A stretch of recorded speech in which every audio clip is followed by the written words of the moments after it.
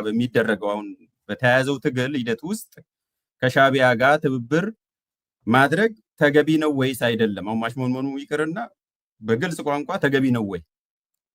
ምንም ማሽሞንሞን ሳያስፈልገው ወደኋላ ወደፊት ማመንታት ሳያስፈልገው ተገቢና ተገቢ ነው እንዲደረግም ያስፈልጋል።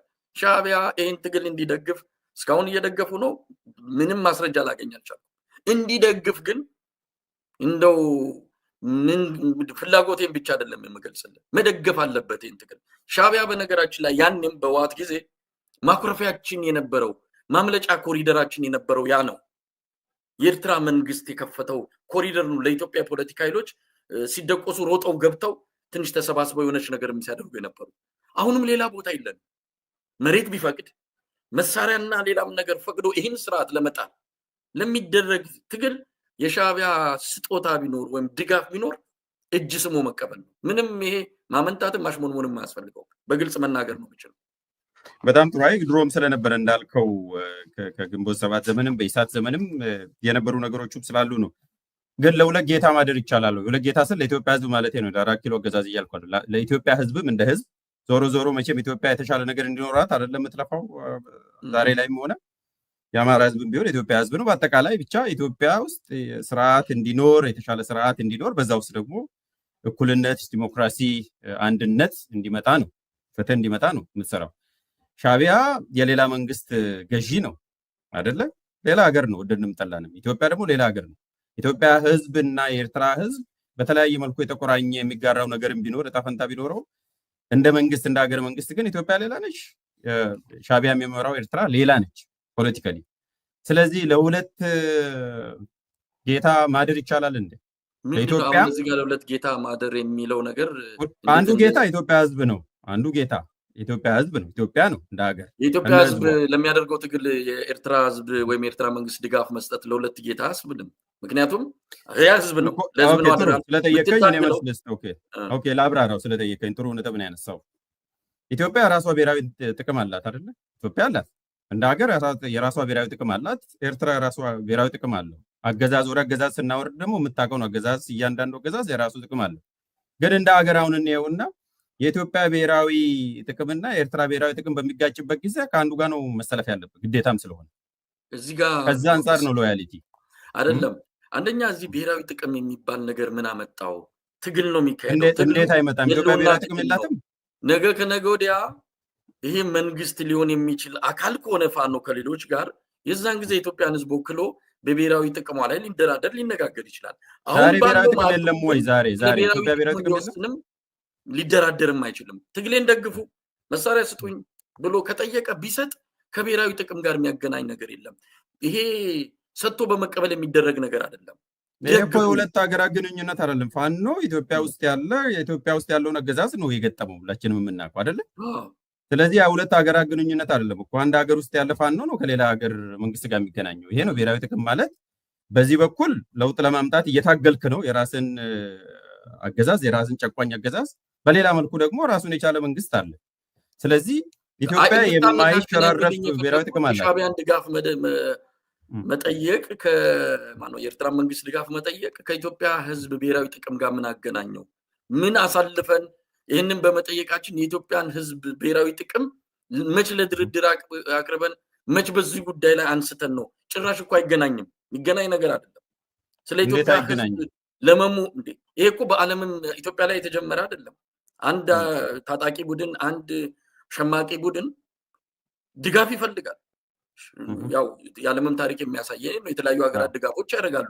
ያ ድጋፍ ግን የኢትዮጵያን ህዝብ ጥቅም አሳልፎ ለሌላ የሚሰጥ ከሆነ ልክ ነህ። ያ በጣም ትክክል አይደለም፣ ተገቢ አይደለም። እሱ ላይ ከፍተኛ የሆነ ጥንቃቄ ያስፈልገዋል። ግን ድጋፍ ያስፈልጋል። ምንም ነገር የለም ማምለጫ። ድጋፍ ግን ከማንም ትቀበላለህ? ድጋፍ ከየትኛውም ቡድን ትቀበላለህ? ኳሊፊኬሽን የለውም። ቅድም እንዳስቀመጥከው ከኤርትራ የሚደረግ ድጋፍ የመጣውን ሁሉ የምትቀበልበት ሁኔታ አይደለም። ከግብፅ ድጋፍ መጣ ብለህ የግብፅን መሳሪያ አምጥተህ የምትጠቀሙ አይደለም። ኤርትራ ግን በታሪክም በተለያየ ነገርም የተሳሰርንን ይሄ ትግል ደግሞ በአንድም ይሁን በሌላ ኤርትራ ህዝብን የሚመለከታል፣ የኤርትራ መንግስትን የሚመለከታል። ምክንያቱም ህወሓት የሚባለው ኃይል ይህንንም ስላወቀ ነው አስመራና አዲስ አበባን ይዛለሁ ብሎ ያኔ በዛ በእብሪት የተነሳው። ምክንያቱም በተለያየ መልኩ የተያያዝን ስለሆነ ከኤርትራ የምትወስደው ድጋፍ ከሌላው አካባቢ ከምትወስደው ድጋፍ ጋር ወይም ከግብፅ ከምትወስደው ጋር አንድ አይነት አይደለም። የኤርትራ ትርጉም አለው። ሻቢያ እናርገው እናወርደውና ቅድም ከህዝብ ወደ ህዝብ እንዳይሄድ ወደ ሻቢያ እናወርድና አንድ አገዛዝ ሻቢያ ለኢትዮጵያ ቀናኢ ነው ብለን የምታስበው አንተ? ለኢትዮጵያ ጥቅም ብሔራዊ ጥቅም ያው በብዙ መልኩ ነው የሚገለጸው። ብሔራዊ ጥቅም ታውቃለህ፣ በውጭ ግንኙነት፣ በኢኮኖሚ፣ በሴኪዩሪቲ፣ በሀገር አንድነት ብቻ መገለጫው ሰፊ ስለሆነ ባህር በር ራሱ እዚህ ውስጥ ነው የሚገባው። ከኢትዮጵያ አንጻር ስናየው፣ ከኤርትራ አንጻር ስናየው ሻቢያ ለኢትዮጵያ ቀናኢ ነው ብለን የምታስበው ከምር ከልብ እሱን ግልጽ እና ቀናኢ ነው የሚያስበው ብለህ በአራት ነጥብ የምትዘጋው ነገር አይደለም። እንዲህ አይነት ነገር ብዙ ነገሮችን የምትመለከትበት ነው። ሲሰጥህ የነበረው መረጃ፣ ስለ ሻቢያ ሲቀርብልህ የነበረው ታሪክ፣ እውነት በትክክል ምንድን የተፈጠረው? እኔ ኤርትራ ሄጃለሁ እንዳልኩ ኤርትራ ሄጄ ያየዋቸው ነገሮች፣ የሰማዋቸው ነገሮች፣ በመዛግብት በተጻፈ በቪዲዮ በተቀመጠ ነገር ያየዋቸው ነገሮች ተመልሼ ስለ ታሪክና ስለ ኤርትራ መንግስት ስለ ሻቢያ ብዙ ነገሮችን እንዳጠና አሳይመንት የሰጠኝ። አዎ ደርግም ጭራቅ አድርጎ የሳለው ሻቢያ፣ እነመለስ ዜናዊም ጭራቅ አድርገው የሳሉልን ሻቢያ ነው ጭንቅላታችን ውስጥ ያለው። በትክክል ያ ነው ወይ የሚለውን እያንዳንዳችን መመርመር አለብን። ለምሳሌ አንድ ጥያቄ ላንሳለን። ፕሬዚዳንት ኢሳያስ አፈወርቂ የ100 ዓመት የቤት ስራ ለኢትዮጵያ ሰጥተናል ብለው ተናግረዋል የሚለው ከአቶ ኢሳያስ ስማቸው በተነሳ ቁጥር የማይጠፋ ታሪክ ነው። የማይጠፋ ይሄ ነገር የት ነው የተባለው? አሁን ለኛ ይህንን ይዘን ገባን አስመራ። የት ነው የተባለው? በጽሁፍ የተያዘ ነገር አለ? በድምፅ የሚገኝ ነገር አለ? የት ነው ያሉት? ለኢትዮጵያ ኦኬ፣ ጥሩ ለኢትዮጵያ እንትን ከሆኑ ስለ አንዳንድ ነገሮች በተነገሩን ብቻ ሳይሆን አሁን ሻቢያ ቀናኢ ነው፣ ሻቢያ ጠላት ነው፣ ሻቢያ ቅዱስ ነው እያልኩ አይደለም፣ ግን መመርመር መቻል አለብን። ከግብፅ በምን ይለያል? ለምሳሌ አምጥታል መሳይ የግብፅንም እዚህ አምጥታለ። ለምሳሌ ከግብፅ ዝም ብሎ ስለተሰጠን ብቻ አልቀበልም ብላል። ቴንክ ዩ። ሻቢያ በመሰረታዊነት ከግብፅ ምን የሚለይ ነገር አለ? ሁለቱም ሁለት ሀገር ናቸው፣ የተለዩ ሀገር ናቸው። ከታሪካዊ ትስስርና ከህዝብ ግንኙነት ባሻገር ሻቢያም ሌላ መንግስት ነው። ከዛ ውጪ ሻቢያ ለኢትዮጵያ አንድነት፣ ለኢትዮጵያ ጥቅም ቅድም በነገርኩ ምሳሌዎች እስከ ዛሬ ድረስ ያደረገው ነገር ከሌላ ከጠላት ሀገር የተለየ ነገር ምን አደረገ? መቼም ምንድን ያደረገው? ሻቢያ ምንድን ያደረገው? ለምሳሌ ተገንጥሎ የሄደው ህወሓትን እኩል ነው ማስጠይቀው። ባይዘው እዚህ ጋር ከወዲሁ መልስ ሰጥቼ ልሂድ። ምናልባትም ከሻቢያ ባልተናነሰ መልኩ ያኔ ከባህር በር ጋም ተያይዞ ከሀገር መገንጠል ጋም ተያይዞ እኔ ኤርትራ ማቆየት ይቻላል ብዬ አስባለሁ። አዲስ አበባ ከገቡ በኋላ በኮንፌዴሬሽንም በፌዴሬሽንም ቢስማሙ ይችሉ ነበር ብዬ ነው የማስበው እኔ ህወሓትና ህግደፍ ያኔ። ለማንኛውም ግን ከዛ መለስ ብለን እንትኑ ለማውጣት ስላልፈለኩኝ ነው ከወዲሁ የኔ አቋምንም ለመግለጽ ነው። ግን ደግሞ ኢትዮጵያን እኮ ቢወዳት ኖሮ ጥሏት አይሄድም አይደለ? ታሪክ ፈጥሮ ኮሎኒያሊስት ኮሎኒያሊስት ይሄ እውነት ላይ እንስማማ። ቅድም ትክክል የሆነውን ነገርኩን የምንቀበለው ሻቢያ ላይ ብቻ ዘለን የምንንጠለጠልበት ምክንያት አይኖርም። ኢቨን የባህር በርንም ጨምሮ የእኛ ጉዶችም አሉ እዛ ውስጥ አስተዋጽኦ ያደረጉት። በሌላ መልኩ ግን ከኢትዮጵያ ሲፋቱ በአቶ ኢሳያስ አፈወርቂ የሚመራው ሻቢያ ያኔ ዛሬ 33 ዓመት ለኢትዮጵያ አንድነት ፍላጎቱ ቢኖረው ህዝብ አብሮ እንዲኖር ቢፈልግ ኖሮ ኢትዮጵያ የኤርትራን ህዝብ ቅኝ ስትገዛ ነበረ ብሎ ይገነጠል ነበር እንዴ? አሁን ስለወደደው ነው ኢትዮጵያን ህዝብ የተገነጠለው ኤርትራን ህዝብ የተገነጠለው። አሁን ይሄ የመገንጠሉን ኋላ ታሪክ ፈትሸን እኔ ሌላ ብዙ ነገሮች ምናልባት መድረክ ለብቻ ከፍተን እንወያያለን፣ እንጨቃጨቃለን። ግድ የለም ተገነጠሉ፣ ወሰኑ፣ ውሳኔ ላይ ደረሱ፣ ተገነጠሉ። አሁን ያንተ ጥያቄ ሻቢያ ኢትዮጵያ ላይ ምን አደረገ ነው? ተገነጠሉ፣ ሀገር ሆነዋል። አንድ ሀገር በመንግስታቱ ድርጅት የታወቀ ራሳቸውን ችለው ሀገር ሆነዋል። ከሆኑ በኋላ ግን ምንድን ነው አደረገ የምትለው ነገር? እሺ ልዘርዝርልህ መልሰን ወደ እኔ ኳሱ ስላመጣ አንድ ከኢህአዴግ እንግዲህ ህወሓትም ወያኔ ጋር በነበሩበት ዘመን የኢትዮጵያ የሴኩሪቲም የኢኮኖሚም እና ኢቨን የሉዓላዊነት ላይ የበላይነት ሆኖ ሲመራ ነበረ። ከዛ ወደ ጦርነት ሄዱ አይደለ? ጦርነት ገጠመ በአንድ ሰው። ስለዚህ ከኢትዮጵያ ጋር ጦርነት ገጠመ። ሁለተኛ እሺ እዛ ጦርነት ላይ ሁለቱም የኛም መንግስትም አለበት የሁለቱም ውጤት ነው ብለን እንውሰድ። ከዛ ከመጣም በኋላ የኢትዮጵያ ታጣቂዎችን ኢቨን ለመገንጠል እንኳን የሚያቀነቅኑትን ጨምሮ ማለት ነው ሲደግፍ ነበረ። አንተ የምትለው እንደ ጥሩ የወሰድከው ሲደግፍ ነበረ። ጥላ ከለላ ሲሰጥ ነበረ። ኢትዮጵያ መንግስት እንዲወጋ ሲያደርግ ነበረ። 3 የቅርቡን ብናይ በሰሜኑ ጦርነት ጊዜ ገብቶ ምናልባት የተለየ ሀሳብ ሊኖር ይችላል ያን ተቋም ግን ኢትዮጵያ ውስጥ ገብቶ በእኛ በውስጣችን ጉዳይ ያደረሰውን ውድመት የደረሰብንን ሁኔታ ታውቃለህ አይደለ? ገብቶ ከዛ በኋላም ቢሆን አሁን ከፕሪቶሪያ ስምምነት በኋላ ከተለዩ በኋላ ከአገዛዙ ጋር በሚያደርጉት ሰጠገባ የዚህ ባህር በር ጉዳይ ሲነሳ ከሻቢያ መንግስት ሲሰጥ የነበረ ኤቭን የዛሬ 2 ሳምንት የሻቢያ ኢንፎርሜሽን ሚኒስትር አቶ የማነ ገብረአብ ምን ብሎ ነው የተናገረው? ቅዠታቸው የባህር በር ቅዠታቸው ዛሬም ተመልሷል ብሎ ነው በእንግሊዝኛ የጻፈው። የኤርትራ መንግስት ተወካይ ነው እንደዛ ብሎ የተናገረው።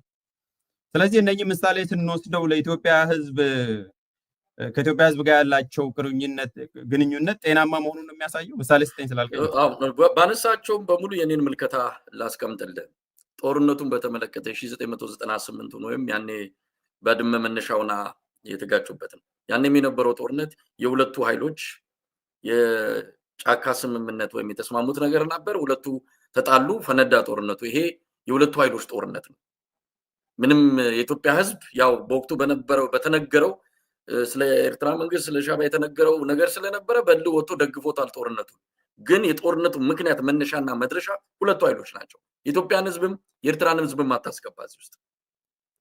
ጦርነቱ ከሆነ በኋላ ግን የሁለት ሀገር ሆኗል። አንዴ ከፈነዳ የሁለት ሀገር ነው የሚሆነው ኦልሬዲ። ከዛ አይ መነሻና መድረሻው ምክንያቱም ነው። ምክንያቱም ሁለቱ የተለየ ግንኙነትና ቅርበት ስላላቸው ያንን መውሰድ ትችላለን።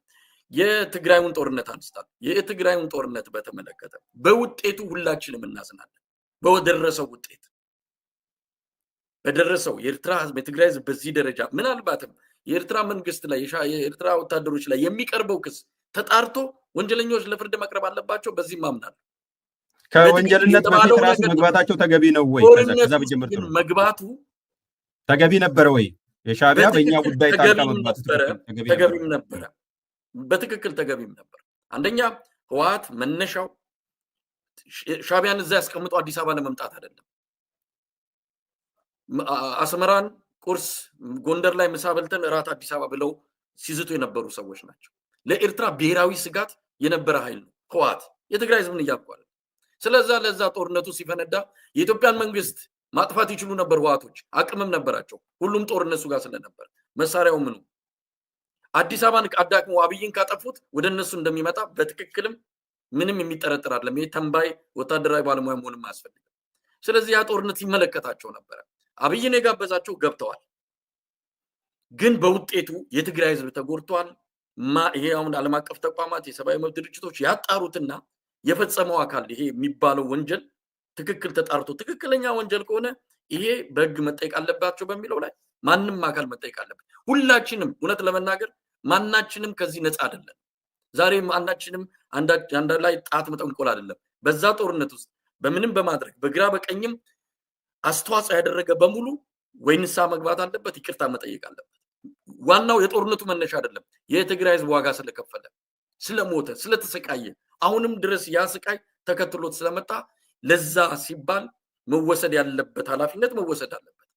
በተረፈ ከጦርነቱ በኋላ አሁንም ያልከው ብርሃነ የማነ ገብረ መስቀል የባህር በር ብለን እንውሰደው፣ ችግር የለውም ሰፊ ስለሆነ ጉዳዩ። የባህር በር የኢትዮጵያ ሌጂቲሜት ነው አይደል? ጥያቄ እሱን ግልጽ እናደርገው። ያንተንም አቋም ስለማቅ በደንብ የባህር በር ጉዳይ ዛሬ ይሄ ጦርነትም መጣ፣ የሰሜን ጦርነትም መጣ፣ ከሌ መጣም ሄደ፣ ድሮም የምታምንበት ወይም የማታምንበት ጉዳይ ስለሚሆን ማለት የባህር በር የቆየ ጉዳይ ስለሆነ ያደረ ጉዳይ ስለሆነ የባህር በር ጉዳይ ለኢትዮጵያ ከሌ ቀይ ባህር ይሁን ወይ በእንትን በኩል ይሁን የሚለውን ዝርዝሩን እንተውና የባህር በር ጉዳይ የኢትዮጵያ ሌጂቲሜት ተገቢ ጥያቄ ነው ብላ አታምን? እሱ ነው መነሻ ነው። ማንም ኢትዮጵያዊ በዚህ ላይ ጥርጣሬ የለውም። የባህር በር እንዲኖረን እንፈልጋለን፣ ያስፈልጋንም ግዴታም ነው። ይሄን የባህር በር እንዴት አጣን? እዛ ውስጥ አሁን ተመልሶ ሌላ ነገር ውስጥ መግባት አያስፈልግም። ባህር በር ግን ማግኘት እንችላለን፣ ይቻላል። ብዙ ድርድሮች፣ ግንኙነቶች በማድረግ አብይ አህመድ አጀንዳ አድርጎ ባመጣው መንገድ ግን የባህር በር ሳይሆን እኛ አልጋችንንም እያጣን ነው። አዲስ አበባን እያጣን ምጽዋንና አሰብን ልንመኝ አንችልም። ሀገር የሌለው ሰው አዲስ አበባ ትግባ የተባለ ሰው ስለ ወደብ ጥያቄ ምኑም ነው።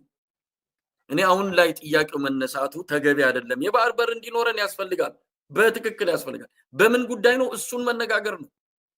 ቢነሳ አሁን እንዳልከው ጥሩ እሺ፣ ጥሩ ነጥብ ነው ያመጣው። የህልውና ጉዳይ የመኖር የሀገር ባለቤትነት ነው ወይስ የትኛው ነው የሚቀድመው? የባህር በር ጉዳይ በተለይ በአብይ የሚመጣው አጀንዳ ለቅንጦት ነው ቀጥሎ የሚመጣው ነው ብለህ አስቀምጣል። ጦርነት ተነሳ እንበል በሆነ ጉዳይ እኔም አንተም ሳንፈልግ እንበል። አሁን ከዚህ እንውጣና ቀደም እንዳልከው በውጤት ደረጃ ጦርነት ተነሳ። ጦርነት ከተነሳ ያው እንግዲህ አሁን እዚህ ጋር ነው የሚመጣው የሁለት ጌታ ጉዳይ አይደለ ማደር ወይ የሎያሊቲ ጉዳይ እዚህ ጋር ነው የሚመጣው። ያኔ ጦርነቱ ቢነሳ እንደ መሳይ ወይም መሳይን የሚከተሉ ሰዎች ምን ቢያደርጉ ነው አንተ የምትመክረው? ከኋላ ኢትዮጵያ መንግስት ሊወጉ ቢነሳ ከኛ ቁጥጥር ውጭ ቢነሳ ነው ያልኩት። ቢነሳ ልንገርህ፣ ቁጥጥር ቢቻል እንደው መቼም ጦርነት ሰው አይመኝም። እንዲህ በሚዲያ ላይ ጦርነት ይነሳ ብላል። ግን ይሄ አብይ የሚባለው ስርዓት እንዲገረሰስ ይሄ ጦርነት ቢከፈት ሁሉ ብለን እንመኛለን። አሰላለፋችሁ ምንድን ነው? ምንም ጥርጣሬ አያስፈልገውም። ይሄ እዛ እሱ ጦርነቱን ሲከፍት ፋኖ 4 ኪሎ እንዲገባና የምናደርገው ፋኖ 4 ኪሎ ይገባታል። ይህን ስርዓት መጣል ለምንም ለድርድር የሚቀብር አይደለም። ከኤርትራ ጋር ጦርነት ቢከፈት ከማን ጋር ነው የምትሆኑት? ከኤርትራ ጋር ሆነን አይደለም። ፋኖ የራሱን ኃይል ይዞ ሄዶ አጋጣሚውን ተጠቅሞ አዲስ አበባ መግባት ነው። ምንም አሻሚ እኮ አይደለም፣ ግልጽ ነው። ዋናው ትልቁ ታርጌቱ ይሄንን ስርዓት መጣል ነው።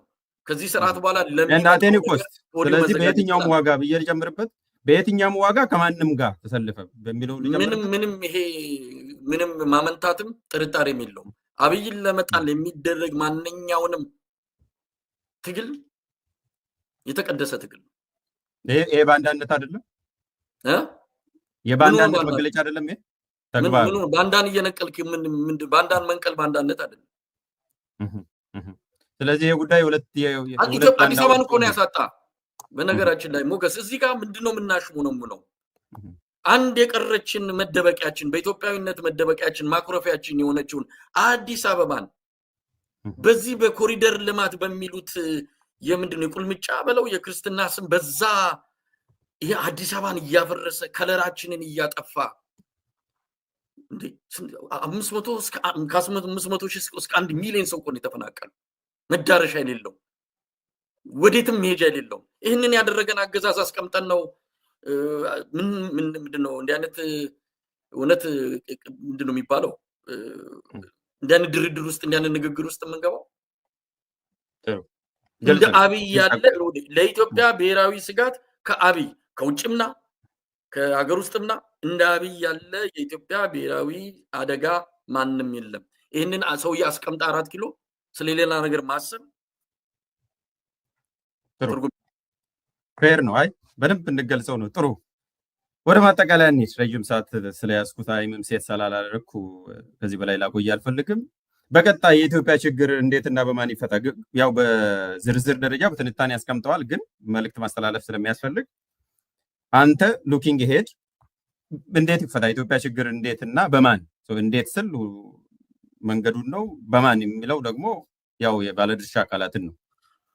አይ አሁን የተነጋገርናቸው የሚጠቀልለው ይመስለኛል። ፋኖ የጀመረው ትግል አለ። ፋኖ ግን የአማራ ክልልን ወሰን አልፎ ሲሄድ ያው ሌሎች ኃይሎች አብረውት ተስማምቶ በትብብርም በምንም ተነጋግሮ ከወዲሁ ንግግር መጀመር አለበት። ለዛ እንቅስቃሴዎች እንዳሉ አውቃለሁ፣ ሰማለው።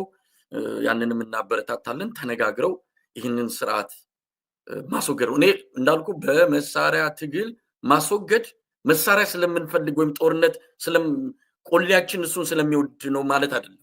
ግን ምርጫ ስለሌለ አብይ መውረድ ያለበት በሰላማዊ ነገር በሰላማዊ ድርድር በሚለው አይደለም። ተመቶ አከርካሪው ተሰብሮ ነው መሆን ያለበት።